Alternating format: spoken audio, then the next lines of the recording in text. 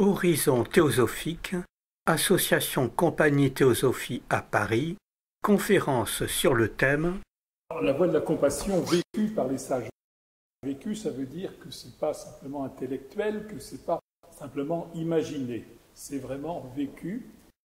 Qu'est-ce qu'un sage? Alors, il y a bien sûr des images d'Épinal, des clichés.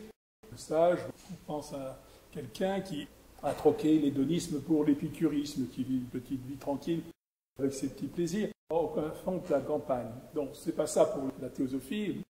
Le sage, c'est le maître de sagesse qui s'est libéré entièrement de tous ses défauts et qui a acquis des pouvoirs, notamment le pouvoir de connaissance, d'aller au-delà des apparences, d'aller au-delà de la forme, pour comprendre le comment et le pourquoi de la vie. C'est une connaissance vécue dont il ramène quelque chose de clair dans sa conscience de veille, s'étant débarrassé de tous ses défauts. C'est quelqu'un aussi qui a développé le pouvoir, par la volonté, la connaissance, le pouvoir de manier la matière, en quelque sorte, et le pouvoir de comprendre beaucoup de choses au niveau psychologique, en fait de tout comprendre. Qu'est-ce que la compassion? La compassion, on regarde le dictionnaire, c'est le sentiment qui nous rend sensibles à la souffrance des autres. Alors là, il y a plusieurs clichés aussi, bien sûr. On voit des gens qui pleurent, des gens qui se lamentent, des gens qui s'indignent, mais évidemment, si un chirurgien se met à pleurer quand il veut du sang, évidemment, il ne va pas faire grand-chose d'utile. On voit aussi d'autres gens disant « Ah, les pauvres petits », ça c'est plutôt de la condescendance. D'autres qui disent « Ah, pauvres de nous », c'est un peu pessimiste. Voilà, mais enfin, ça peut commencer comme ça.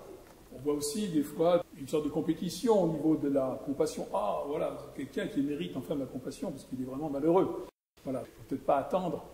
Il y a quelque chose peut-être de préventif à faire.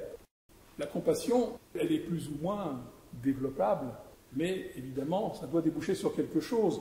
Quand une association philanthropique envoie quelqu'un, des gens, une équipe, sur une catastrophe, on n'envoie pas des gens pour pleurer, on envoie des gens pour agir, ce qui nécessite bien sûr la connaissance stratégique, la connaissance technique, mais aussi un peu la connaissance des gens, la reconnaissance des gens, la connaissance de la culture peut-être, sûrement, mais en urgence c'est pas toujours facile, mais là aussi l'intelligence du cœur qui permet d'aider l'autre à se relever, de l'aider à s'aider lui-même et à en aider d'autres. La compassion donc a cet aspect de compréhension. Il y a une souffrance, on la ressent peut-être à notre manière, peut-être pas de la même manière que l'autre, mais on essaye de comprendre l'autre. Il y a une compréhension, cette compassion va être transmutée en compréhension et en action adaptée pour agir vraiment, de manière pertinente, de manière la plus efficace possible, à court terme, moyen terme et à long terme. Donc, l'aspect préventif, on n'attend pas la souffrance. Et les maîtres ont développé au plus haut point cette connaissance des êtres humains et de tous les êtres, cette connaissance de leur souffrance, des causes de cette souffrance, des besoins profonds et des capacités intrinsèques de l'être humain. Capacités infinies, en fait, bien sûr, mais qui ne pourront être développées que graduellement, avec de l'aide. Mais c'est encore une fois de l'aide qui va aider les autres à s'aider eux-mêmes et à en aider d'autres. Ils ont développé cela au plus haut point, et donc cela leur permet, bien sûr, non pas de sauver l'humanité malgré elle, comme on le voit bien, mais une aide qui va permettre d'éclairer l'humanité. Par l'exemple donné par les maîtres eux-mêmes, par les disciples, par les compagnons, par les idées qui sont redonnées régulièrement, cycliquement, dans le langage de l'époque. À certaines époques, les idées ont été redonnées de manière symbolique, emblématique, allégorique. Et nous voyons donc à notre époque, elles sont redonnées d'une manière plus rationnelle, dans le langage courant. Donc il s'agit de redonner les idées en fonction de l'époque considérée, de ses besoins et de ses possibilités. Donc l'exemple nous avons vu. Et les maîtres aussi aident l'humanité en agissant en tant que mur gardien. C'est-à-dire ils font en sorte, par leur connaissance et par leur pouvoir sur la matière, sur les éléments, sur la dynamique des éléments, ils ont ce pouvoir d'aider en tant que mur gardien, c'est-à-dire de faire en sorte que nos catastrophes soient un peu moins catastrophiques qu'elles le sont. Évidemment, tout ça est fonction du karma de l'humanité, qu'on ne peut pas abolir, mais il est possible de combiner des causes pour que les catastrophes soient un peu moins catastrophiques. Qu'au lieu que tombe sur nous un gros rocher, eh bien, ce soit des cailloux seulement. Ça fait déjà assez mal quand même. Mais ils ne peuvent pas faire mieux, parce que nous ne leur laissons pas faire mieux. De toute façon, c'est notre karma, c'est notre évolution. On ne peut pas arrêter karma, puisque karma c'est la vie, on arrêterait la vie. Donc ils agissent en tant que murs gardiens grâce à leur connaissance. Alors quelle est cette compassion des maîtres? Est-ce que c'est une dernière particularité de leur psychologie qui les gênerait avant d'entrer en nirvana? Non, c'est pas ça, c'est l'inverse. Ils renoncent à nirvana pour aider l'humanité. La compassion pour la théosophie n'est pas un attribut, n'est pas un trait de caractère qui serait une sorte d'expansion de notre égoïsme. On dirait, je n'ai pas tellement envie d'être à la place de ce gars-là, parce que ça fait mal.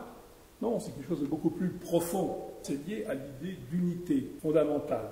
C'est-à-dire que tous les êtres, on l'a bien compris, sont des rayons de l'esprit universel, et tout l'univers existe pour l'expérience et l'émancipation de l'âme, c'est-à-dire le retour pleinement conscient à cet esprit universel. À travers chacun de ces rayons, l'esprit tend à revenir à lui-même par le règne humain, par les univers successifs dans l'éternité des temps. C'est infini.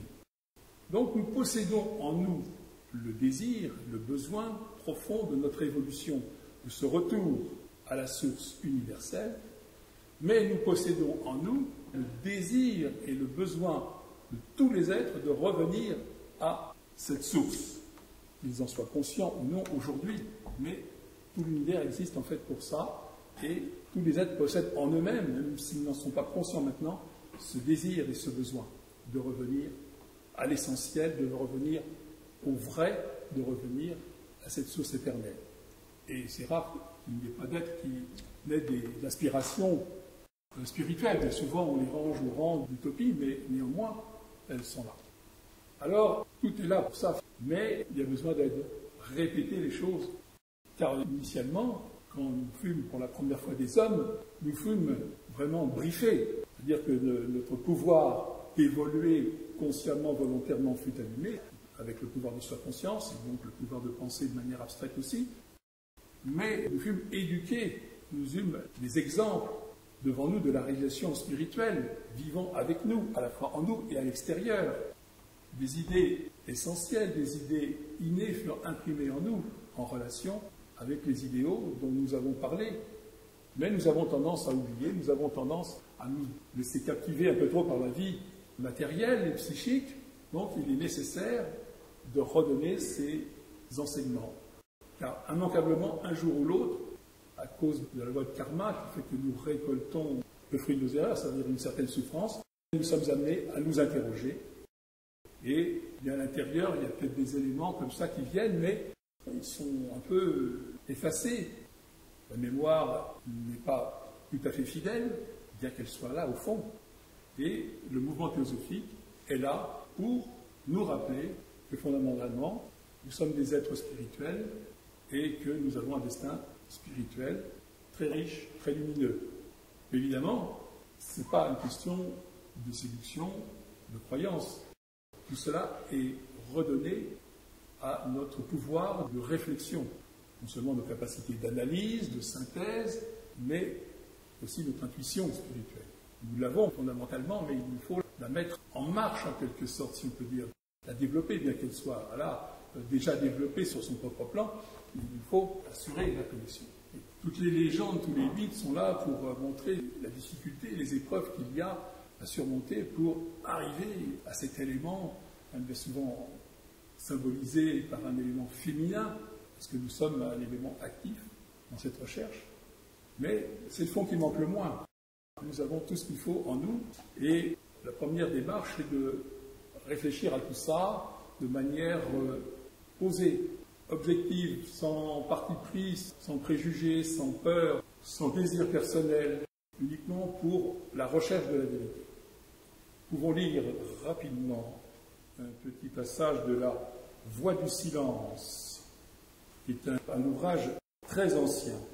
Ces ouvrages s'adressent aux disciples, ils s'adressent d'abord au lecteur, et puis à celui qui veut, bien sûr, travailler dans ce sens.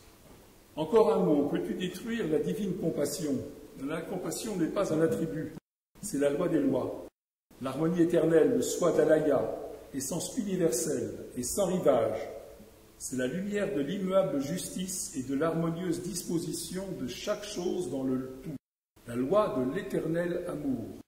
Plus tu t'unifieras avec elle, ton être se fondant dans son être, plus ton âme s'unira avec ce qui est, plus tu deviendras compassion absolue. Pour terminer, rappelons ce qui est écrit dans notre déclaration de la Logénie des théosophes. Donner l'exemple de la mise en pratique des principes par la réalisation plus vraie du soi, le soi universel de tous les êtres, par la conviction plus profonde de la fraternité universelle et par le véritable service de l'humanité. C'est la compassion.